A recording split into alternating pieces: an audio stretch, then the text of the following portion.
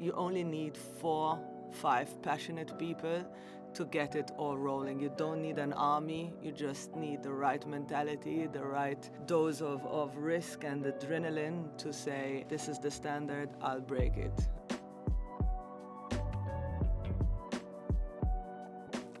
Exactly. I'm here with Yentl Spiteri and Emma Calleja, two very interesting, very creative women that I've met over the last few years that I've lived here in Switzerland. Well, more so Yentl. Thank you guys so much for coming here, for just taking some time to share from your stream of consciousness, from what you guys do in your daily lives. And I've talked too much already, so I would love to hear from you guys kind of what is Von Peach, because you guys have this creative design agency. What excites you about doing Von Peach? Go. Well, what is it? It's a hub. We call it a hub of creatives. And we offer services mostly in the pharma and insurance industry. And to summarize, it would be creative comms. It's funny you ask this question because two different answers all the time. So yes, the reason why it's hub and not agency, because it's a very community building company. So we source artists to work in some of the most corporate areas in the world, bringing together the creative flair and storytelling with, let's say, matching it up with more of the data-driven organizations out there. So we bring together, with science, we bring together the known link between art and science, I would say. Very nice. And I, as a bad podcast host already, I forgot to kind of introduce you two in terms of like your background. You guys are both from Malta, correct? And you've been in Switzerland for over 5 years, something like this. Perhaps in both telling your backgrounds from Malta, could you also kind of tie that into how it's been kind of coming from a warmer, louder culture coming to Switzerland, and how that has it played to your advantage? Do you feel like has it been a good arrival to Switzerland or integration into Switzerland for you too? For me, I would say it's a bit similar in a way. Okay. I mean, it's very different, but at the same time, there are some common aspects between the two countries that I feel kind of already. I felt home as soon as I arrived here, and it's more or less the size of the country. So Switzerland is bigger than Malta, much more probably by 8 times or so, but it's still a small relatively comparing it to Germany or France or any country in Europe. So here, the same, whatever happened in Malta, like if you go to an event and meet 5 people, you're probably going to see them again in the next event. And this is a level of familiarity as well that I found really, okay, it feels like home. On the other hand, obviously there are a lot of big differences in the mentality, in the way the country innovates, and the way also it appreciates quality over price, for example. And these are very different from where I come from, but obviously always on the good side. I find harmony in discord. So I think I agree with Yentl. There's a lot of similarities, a lot of, I would say, compulsions to an extent. Coming from a small country, you constantly need to be louder, defend yourself a little bit more. But I think how it played in our favor is the fact that we come from a country that's quite live by the day, a little bit more on the chaotic side, which has triggered, since we were kids, the gene of being creative around problem solving. What do you do to get to your exam if the bus never comes? How do you get from A to B? How do you make sure you get on top of someone's list when they have, a ton of clients that they are working with? So I think what worked in our favor is that bringing the Maltese creative gene into Switzerland has made it somewhat of a niche product to sell, and brought with it a lot of creative ways of doing things that are outside of the very structured way of running things in Switzerland, I would say. I mean, that's what brought my attention to you guys, because, yeah, clearly you bring kind of this outside culture that's a little bit, like a little louder. There's a little bit of chaos in there. It's just this raw creativity that I see, and I really like, okay, these guys are a little different. They're tapping into something that's a little bit more creative within the Swiss market, and so that's exciting for me, and I enjoy hearing that. Perhaps maybe so we can paint a better picture for people. You guys do this creative communication. You do pitches. You do kind of these high level CEO PowerPoints. If I can reduce it down to that, could you maybe describe like abstractly like one project that went like super well for you guys? That was like, hey, we knocked this one out of the park. They were very structured and we brought in all the creativity into them. Is there some project that kind of stood out for you guys? A lot, too many. They were. That But was, yeah, I would say last year we had one of the biggest events we ever did so far. And when we say did, it's like it was creative direction, communication campaign, branding the place, and it was around 800 people. a bit more. A bit more, yeah. So I think we kind of really brought this up in 7 weeks, really short time, and that was one of the comments we got in one of our testimonials. You guys knocked it out. How did you say the ball? Knock it out of the park. Yeah, that one. So we knocked it out of the park. So that was actually a comment, and it was super fun and a big learning experience as well for us. For me, those are really the things that shape the company. It's like a balance between doing well, obviously, within our work, but also a very big learning experience for the next one to come. So I think this was a really good balance of both. I think you forgot the most important part of this, that they were all doctors. So this is an audience coming from a pharmaceutical company, a relatively, let's say, more traditional company. And I think we had one goal at the end, even though we had all of these milestones, we had one goal at the end, to keep them on the dance floor until 2 a.m. Not only did we manage to do that, they were screaming for more at the end of that event. They extended the party by I don't know how many I think minutes or hours. But yes. Yeah. So I also got quite emotional that day, because as you only need 4-5 passionate people to get it all rolling. You don't need an army. You just need the right mentality, the right dose of risk and adrenaline to say, this is the standard, I'll break it. And in terms of what we do, actually pitches to CEOs are actually the lowest. We don't really do pitches to CEOs. We've made the level of communication normally open to a C-level area of an organization, open to even the operational teams. So nowadays we work with engineers, with risk engineers, we work on climate change, we work on decentralized clinical trials, and these are very operational teams working directly with patients, so that the accessibility to what normally is afforded by a C-level management is also now accessible on an operational level. Can we go back to that? It was really interesting what you said. You only need 4 to 5 passionate people to kind of break. Is this, you mean like during the event, 4 or 5 very loud, passionate doctors that were the ones staying on the dance floor to the end? Or in what context do you feel like that really is disruptive, or that really makes a difference? I think the 4 to 5 people was Vomp each. We had 4 dedicated, I think I was in and out a bit. It was 4 dedicated people to this. And they managed to run a campaign ahead of time, manage, communicate all of the logistical requirements, manage the rewards, train public speaking, brand the whole hotel.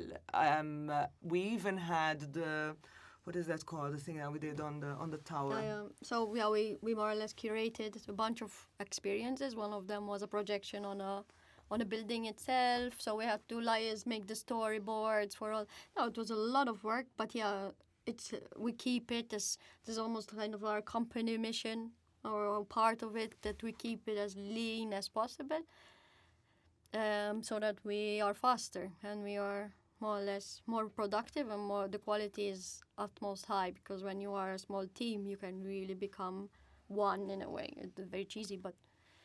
Yeah, by lean you mean keep as much outsourced as possible and just keep it to a core team, or Same, not really outsource as such. It's just a matter of really getting into the talent that is gonna perform the best during an event, not necessarily outsourced. We are more all internal people. Like, it's just a matter of choosing the right people to do whatever is best.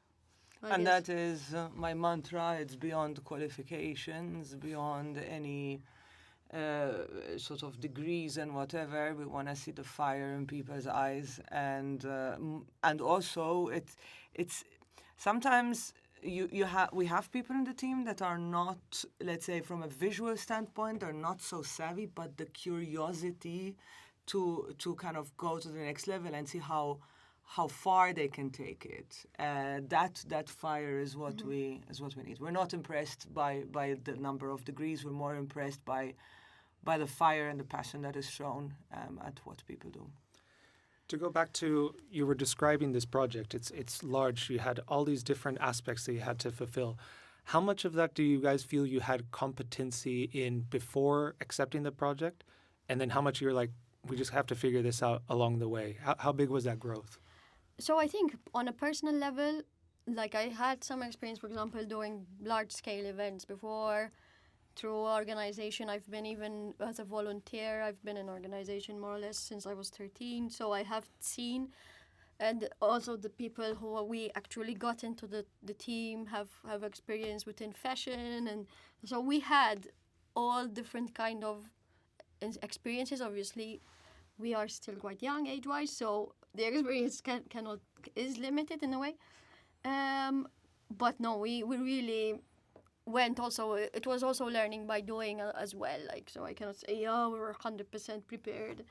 Also, it's because it was such a short time to organize. There were so many stakeholders also from the client side. And every day you do something and then maybe they challenge it and you have to rethink.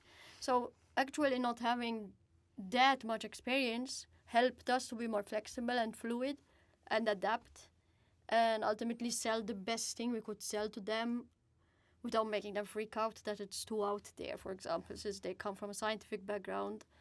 We got that a lot.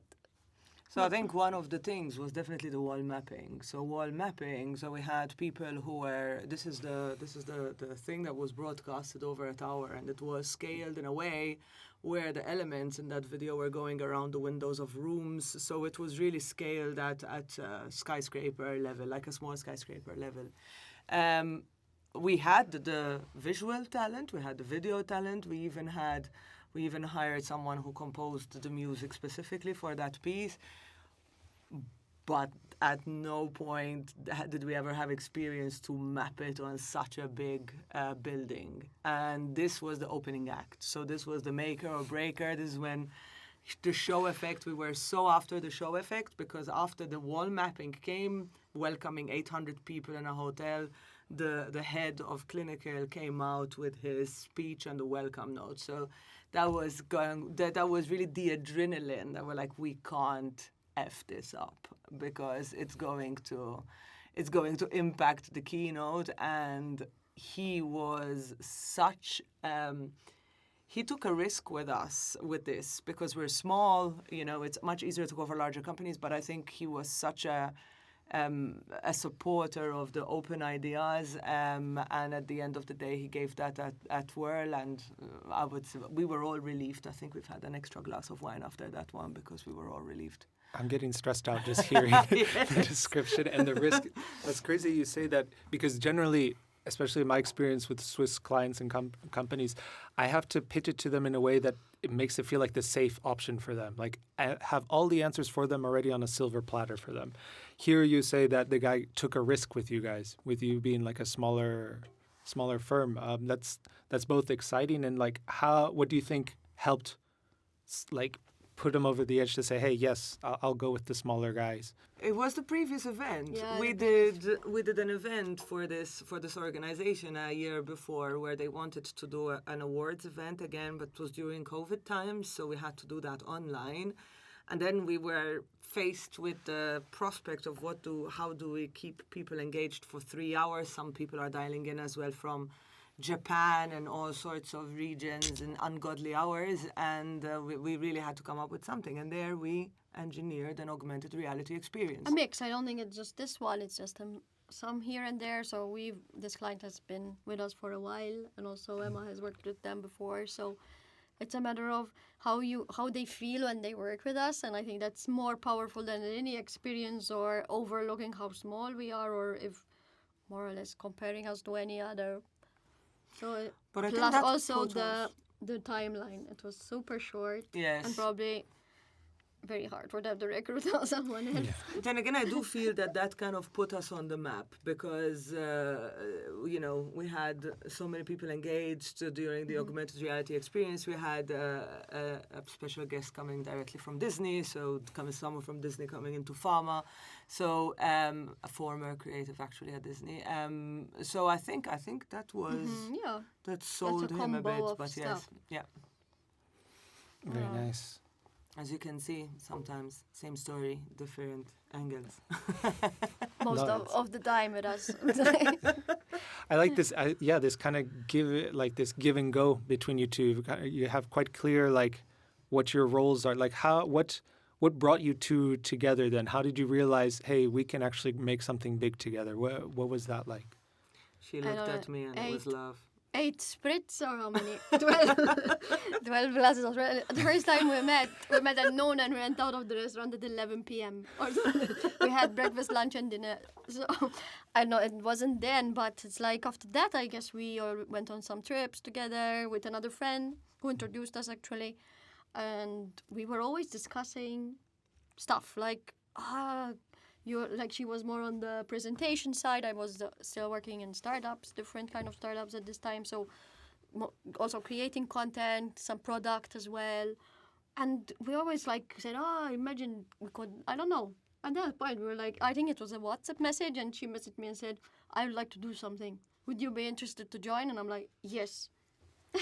However, Something like this. you forgot that the first thing that we tried to do together was the subscription model for restaurants. What was it? I think social media subscription model. Some content creation as well, but a totally different kind of sector. But Yes. we were starting to think about how can we leverage our energies, because I had seen, I know that I have quite high energy, but it's also so important that when you have a co-founder, it's more or less on the same level as you, and I could see it obviously. It's that it takes 3 seconds to notice that Emma has high energy, and I was like, that would work. That's true. The funny thing, though, is that we met in Switzerland. In Malta, we had, I wouldn't say similar circles, but we know each other's circles. And our mothers knew each other since when they were kids. They went to piano lessons with each other. So it's a very typical Malta story.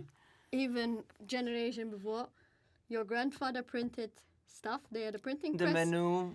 And my grandfather had a restaurant business, and he bought the stuff from her grandfather. They knew each other. So it was like the 2 generations before know each other, and we had never really met in Malta before. That in itself is Netflix worthy, I would say. I like it. I'll film it. No. I mean, it reminds me a bit of because I am somewhat of a creative as well, and my right hand man, one of the guys that I work with the most, he's also from Chile. I have a Chilean background. I was born there. And we have many parallels like that, where we both married a Swiss woman with a name that starts with an M, so Marisa and Monica. Our last names are, mine's Aranguis Fernandez, and he's Arriagada Fuster. It says AF. We're both left-handed. We both use exactly the same camera. We're both supporters of the same football club. He was born in U.S., but then went to Chile. I was born in Chile, went to U.S. Like, there's a lot of parallels that I think for a good partnership are quite fundamental to see the success that you guys have come with. Wow, IF is a very good abbreviation to have after your surname, after your name, I must say. Yeah. my sisters use that on social media all the time. I'm Sarah AF, and she's just Exactly. AF. And don't you forget it. Very nice. I'm going to finally dip into my list of questions that I have for you guys, because it's supposed to be about good questions, right? Career-wise, over these many projects, would you say this one that you had where you had the wall projection and this keynote speaker coming in, you had to kick it out of or knock it out of the park, would you say that's kind of like the most nervous that you felt professionally? Or was there something that... Probably not. No, I don't think the scale of the thing, at least myself, I don't feel nervous because the scale of, for example, this event was really massive. Sometimes there's something so small, even a 15-minute meeting, and I would feel more anxious than the whole experience doing this. Yeah, I agree, and I think the most nervous I feel is when the time comes for a decision to be taken around who to partner with for specific programs. Some of them are at on a strategic scale, they are extremely high, and even though I consider myself to be a very confident person, the doubt sips in whether they're gonna go with something more creative, smaller, or if they're going to go with the usual suspects, so to speak. So I would say the most stressed for me was the verdict around one particular program where at the end we were picked. Very, very happy to have been picked, but until then it was still a race. So that's both a deterrent and a driver, I would say, in the whole nerve-wracking process. Another one would be when we do certain decisions, for example, to the organization. It's Von Peach's birthday tomorrow, actually, 3 years. And since 3 years, we changed a lot, like really structure-wise, organizational-wise and stuff. Sometimes we discuss stuff together and we say, okay, we need to tell the rest of the team. And this is kind of also something that makes us a bit anxious, especially if it's maybe impacting everybody's life or something like this, or there's a big project and we know we're gonna plonk it in summer or something like that on people, and it's like, so these are more but the event itself, for example, was let's do it, let's go for the game and go for the. When we launched Impeached, though, I was as well a bit nervous because Von Peach also has a publication called Impeached. So this is, funnily enough, it's a magazine. We have the magazine that's published so far. I think we've had 3 publications. And that's how we meet a lot of artists, and that's actually also how we source some talent into the service part, which is Von Peach. And last year we had an event in Rome, and we had quite a big location, and it's always nerve-wracking as a newbie in the market if you're going to have enough people to fill that room. And so I think for me, that was really nerve-wracking, I must say. How was the event in Rome then? Like you were nervous for it, but were you able to get the people in? And Yeah, we got more people than we actually planned in the end. fantastic. So and yeah, and some key people who helped us again now to do other stuff. So yeah, it was fun in the end. Did they stay on the dance floor till 2 a.m. then? No. But we did go on the bar. Yes. At the point. The bar became the dance floor. On the bar. On the bar. Physically, So the okay. dance floor was pretty empty, but the bar at the point. It got crowded. Mm-hmm. Tell me, what, kind of looking forward a bit, what excites you guys then? Because you are sourcing these artists. Do you see, or like what's kind of your taste? And what direction do you see these artists headed? Like that you're picking to go into a certain direction artistically. Would you say, is there a way to kind of define that, or? I can give this one a go. For me, I find with every talent that we hire, we find a new niche. So I wouldn't say, I think we have a concept, and the concept is this artistic way and storytelling way of bringing experiences to life. I think beyond that, at least for me, I don't have much of an expectation of what kind of style we have. I think with every person we hired, we found a new niche. So it's kind of it's evolving as we're moving along. You know, we started Board Peach Club when we hired Rit. We started Impeached when we had already the Liv and Mick. So I think with every new set of ideas, we're growing with that. So it's a slightly different take to having a fixed goal, I would say. We do it usually when we hire. We have a project in mind, at least the first one, or something even really tiny, nothing so big sometimes. But then, at least the last 3 years, people have molded themselves into a role, and sometimes not even what we imagined it could be, because we didn't even have something like Board Peach Club when we started. We had no idea of this, and it's maybe now it is part of our vision and part of we want to grow in that area as well, but it really almost came in organically, and it's because we started to discuss it, and then we had the opportunity to get the place, and so it's it's a very fluid organization. Could you explain a bit about that Board Peach Club, what you wanted to achieve with that? Because, I mean, the vibe that I got from it, it was kind of like the Soho House or like these social clubs for creatives that, it's that kind of... So we started with, the idea was, what if we don't have an office, right? So what if we have a place where we can actually go and work from and potentially build something in it, and then it starts to develop into, what if other creatives can join? Because it's also good for us to recruit. And then it starts to develop even further, and the brand started to come out just like within informal chats. And ideation workshops, and then we started with the ideation workshops, then the place came along. And then we're like, okay, we saw also some interest from, we launched a small campaign, got some subscribers, we saw some interest in the topic, and now we're really going into the artists in residency concept. So it's really the club part is gonna host artists, help them create their stuff, potentially fund, like whether they need a piano or whether they need canvas or something like this. So we'll sponsor that and attract more artistic people into the place that we have, but also wherever. So the club is a concept. And we actually start with the first artist in residency next Monday. So super excited about that. You have the piano. birthday, the Von Peach birthday. You have the first resident. What other milestone or anniversary do you guys have coming up in the next few months? Something else that you can celebrate, Yes. worthy of a glass of wine to... We have Yentl's baby coming in September. Yes. Another girl, yeah. So, but Congratulations. I'm not sure when I can have wine, but yeah. I think right now, if you ask me what milestones we have, like I literally live from today till the end of the week because Right. so much is happening in parallel it's sometimes difficult to celebrate, which we should do a little bit more. We often, usually actually. have quarterly goals, so we run the OKR system, and we do have an offsite, for example, for this quarter. So we're gonna celebrate probably more than we did before. But I don't know. It's like we try to do small celebrations. We also have like the Slack channel where we post things to celebrate.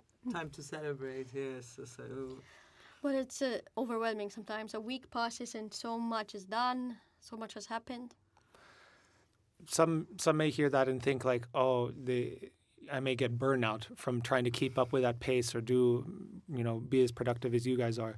One technique that I saw that was like, since you're saying you're living week to week, is like they try to batch all of their meetings for Tuesdays and do all of their like networking on Wednesdays. How do you kind of be so productive, and how do you kind of structure that week if you're living week to week? I think for me, I'm really like a Duracell battery a bit. So I go full on, and then when it's time for me, like if I wake up one Wednesday and I think my brain can't create, I'm dead, I need to just chill in front of Netflix. I am also very honest with my clients there and say, look, today I think it will be a waste of time and money for me to sit in a meeting because I can't process. And that kind of I would say education as well that we've had with clients, that just because I'm there, now they know that when I'm there I'm present. Whereas I'm not driven by duty as much, I'm driven by productivity. So I can unwind in the middle of a week if I feel I've had too much, especially if I've had like 2 nights in a row working until 11.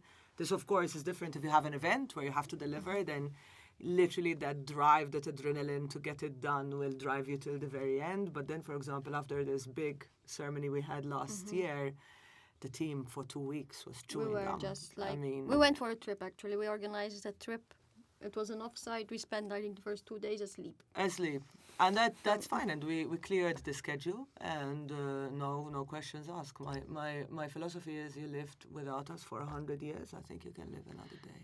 And in a way, we function week by week, or let's say quarter by quarter max, but we do have a structure in place. So there's a lot of status kind of meetings in a way that people have to perform to that. They have to show what they have done the week before, or what they're gonna do next week. But it's not about working from 8 to 5. If someone feels like it's a nice day today, I wanna go to the lake at 3 p.m. Do it, and then if you wanna work at 10 p.m. and deliver, it's all right. It doesn't matter.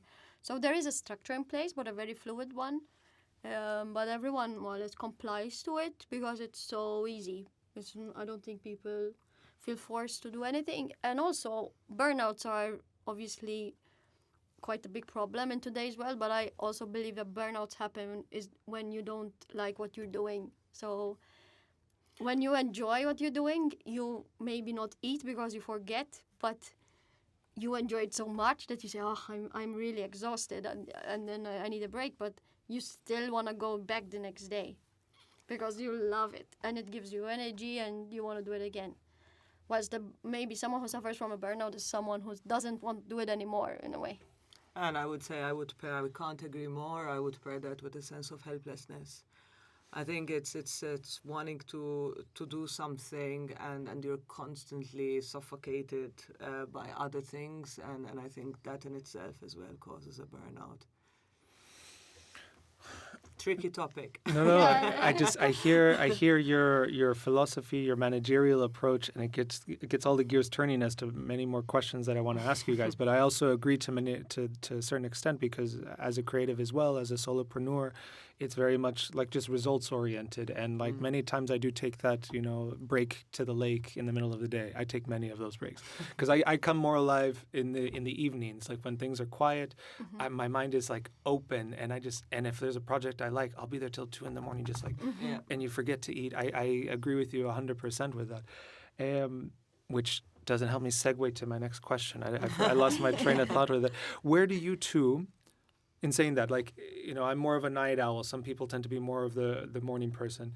You two have this fantastic partnership. Where do you feel like you two have like flowed the most together, where it's just like reading each other's minds? Like, where was a time where you feel like, is it like just in meetings together? Is it in a project? Where was a time where you felt like, hey, we're so in sync, like this just was the smoothest project that we've done? I think it took us a while to settle into our roles. I think the biggest one, the biggest bonding for me was this award event last year, because before that, I would say we kind of morphed into a position where I was driving most of the projects, doing the execution, but I suck at delegating. And the Yentl sort of was still on the periphery of that, hearing some buzzwords, but never really interacted with clients until this big event came. And I literally had no capacity for it. And I think that was the biggest blessing. Because I had to delegate, either that or we lose it. And I think Yentl took it over, and I think that bonded us very well, and it settled us into our roles because we spent a lot of time. We had some friction in I think in the beginning. It's a matter of getting to know the person as well. However, I think it started. Was already from the beginning. I think it's the values, I would say. So even though obviously until whatever last week we fight or argue about stuff and we misalign and we need to see how to fix it, but it's a matter of it's a normal relationship. So it's a very intensive one actually, because you have to work with this person every day and you have people who are dependent on you both. So it's almost like a partnership. Parenthood, I don't know what to call it, but it's probably similar dynamics. I don't know. I have to experience that. But yeah, what we had, I remember one time we had a client and the client meeting really didn't go well. And it was more my contact or something like this. And I was thinking we should refuse this client. And I was almost not scared. It was really in the beginning. I was like, let me see what Emma says. Because it was a bunch of money in the beginning. Everything looks nice when you actually get approached. And I was almost scared to approach her and say, we should not work with these people because probably we're not going to match culture-wise. And she immediately said, yep, I agree. I think it makes sense. And this is when I thought, this could actually work. Because we didn't even have to discuss it further in a way. I agree. And I think these are the small things that, okay, we have to decide a lot of things. There are problems cropping up every single day, and we need to discuss them. But if you have the values which are common, also the way we want the company to be, the flexibility, the way we treat the people in it, these we align. We don't even discuss because it's so obvious for us that this is how it should be. Are we gonna put people in an office 8 to 5 every day? We didn't even have to discuss it. No. So stuff like that, I guess there's a base that was almost transparent because we didn't even have to talk about it. And I think what brought us together in the last couple of months is the ability where we don't even need to discuss what the duties are going to be at specific events. So last week we were in Madrid, and we had a filming crew because we were running a campaign, and I was out of the filming crew because I don't know much about filming, to be honest. That's why I'm your guy for Don't that. know much about. I literally we got to Madrid. Yentl got working with the filming, getting the people, doing the vox pops, organizing the rooms, and all of the stuff. I was the social butterfly mingling, and I think at the end of that event we got 2 very, very strong leads and 2 very, very big companies.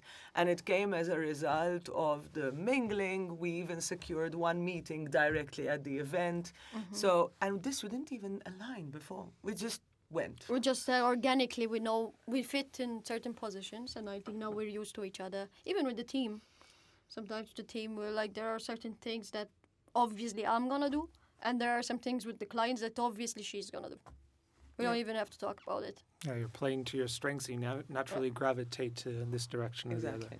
I wanted to go back to a point that you were saying, how Von Peach has been evolving, and that you kind of, with each artist or with each project, you kind of discover a new niche that you're diving into. I think that's really cool, and it's kind of encouraging because there's this guy called Chris Do. I don't know if you've heard of him. He's got this podcast, and he helps kind of solopreneurs, and he kind of addresses this fear that many creatives have, which is like, I don't want to like specialize so much because I fear like I'm going to get trapped into that box. Be a wedding photographer or just like an IT programmer or this or that.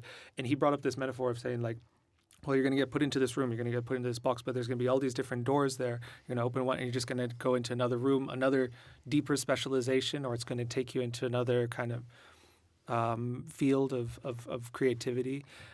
It's nice to hear that in your case you have had that where you were kind of positioning yourselves as creative storytellers, but yeah, you're diving into this other niche, into this other niche, into this other niche. Is there somewhere where you explicitly like want to go then, having discovered and taken all these tangents? Is there somewhere where it's like, I want to hit here, or this is, I think my bigger question that I love to ask other people is like, who would be your dream client or your dream project? Is there kind of a North Star or just some kind of energy you want to put out there and say, hey, this is the guy that I eventually want to work with at some point? For me, there's no. I guess at the moment we're working mostly in the pharma industry, healthcare and life sciences and insurance. And probably a dream would be if those guys compete with each other to get us. Because we're still so lean that we don't have capacity for everyone. But I wouldn't say, yeah, we aim to get this client because maybe we don't fit culture-wise, and sometimes... I mean, if I had to choose the clients we work with, probably I would not say, yeah, these ones would be, and we're actually having a lot of fun and doing a lot of cool work with them. So for me, no, there's no North Star. I naturally gravitate more towards experiences, so I would love to see more immersive experiences. I think we're slowly getting into that. So we're even transforming the idea of events being static and sitting down and watching a presentation to something that is tilting more favorably towards experiencing something. So I think I would like us to do more that. With regards to a client, I really feel, ironically, again, Harmony and Discord, I really feel that we are a best match for clients that have amazing ideas, come from fields that are very relevant. So we've had even a project on climate change, for instance, so sustainability solutions and insurances. And the topic alone was such a breath of fresh air, similar to employee benefits, how that is changing in the future. When you're in the field of storytelling, you immediately are put in the middle of a lot of content that would never come your way unless you have to try to understand it and then bring a story out of it. So I see us more in companies that have missions to achieve and lack the creative talent because it's not the first go-to kind of talent that they would hire internally. So I would say that would be my North Star. It's very interesting what you guys say, and it just shoots off my brain into all these tangents. I'm like, but I want to dive into that. I want to hit an anecdote with that. I want to hear this and that. What's a question that I forgot to ask then? What would be, because it's like, that's a good question. That's the whole idea of it. Like, I wasn't able to evoke that in you guys in my first episode. So in every episode, I want to be able to get to a point where, it makes you guys think of it. So what's the question that I missed? What should have been asked? So should I say what I have in mind? Go ahead. So one of my dreams, let's say, apart from obviously doing the stuff we do with the clients and and really performing super well, high quality and agile in that way, is also to build like the most amazing organization, which I think we are on the right track. Like, give those to us. But what I would say, you could ask us, also with the Frauenstreik happening today in Zurich, for example, is how are we trying to change? Like, how can we not have a Frauenstreik? What are we trying to do with our organization to prevent future Frauenstreiks, for example? On a societal level. On a societal level, yeah.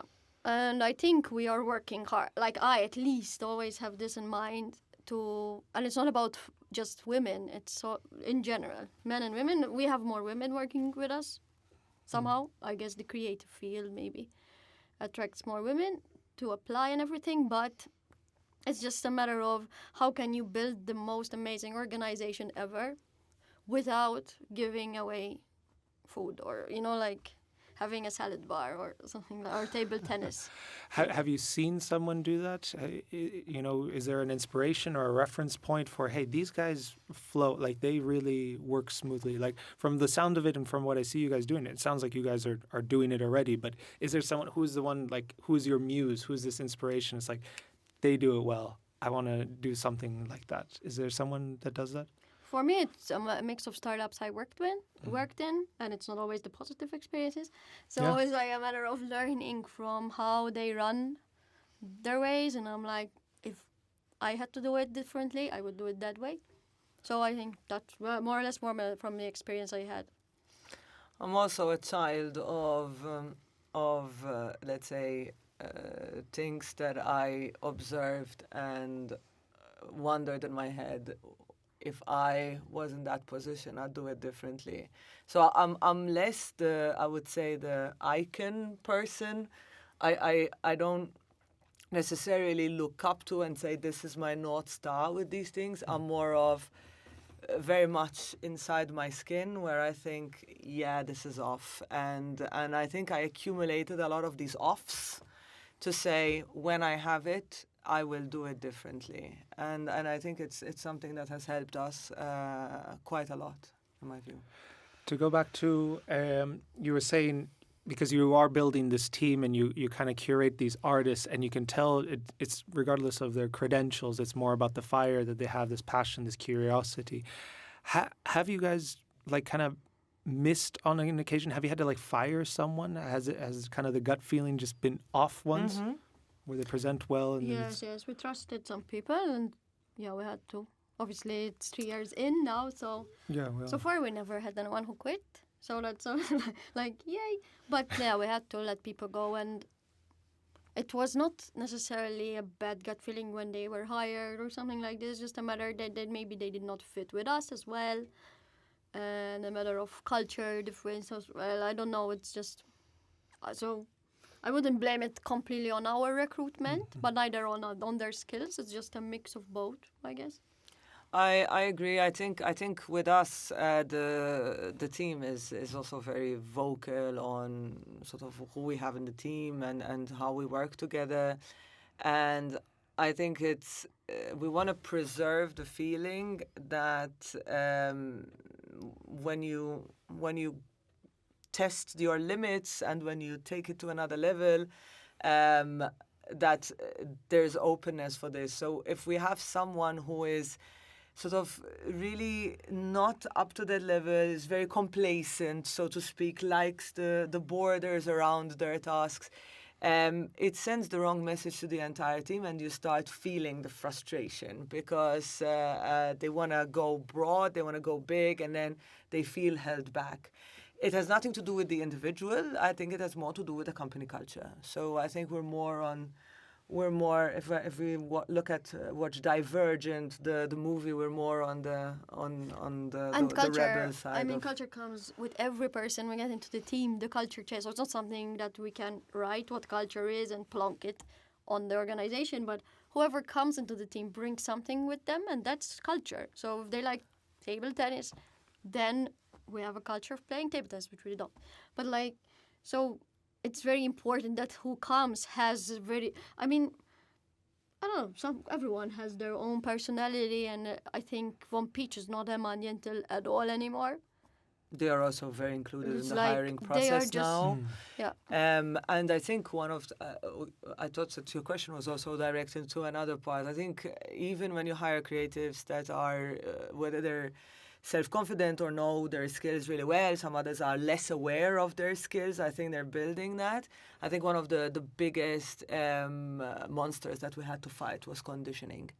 We have brilliant minds who have worked in companies where they were only allowed to exploit this much of their potential, and I have one particular character in my head where she flourished. She went from extremely scared, not wanting to talk, and then all of a sudden this butterfly comes out. So that, I think, was one of the biggest monsters we had to fight in the room, conditioning. Crazy.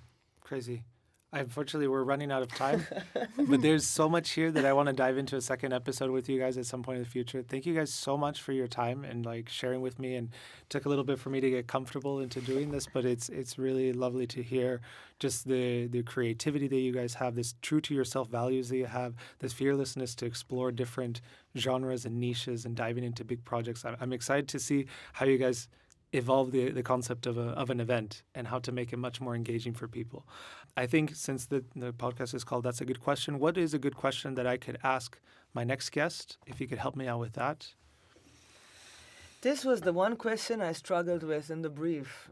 I think it would be the same, that the one is your organization or whatever you're working on making a difference on society in general, not just on the service and making money, because it's ultimately very egoistic in a way and very busy. But it is great when an actual company is doing something good and on a much bigger level. Okay, I will ask them that. Emma, Yentl, thank you so much. That's a good question. Nice. Thank you. This was so fun.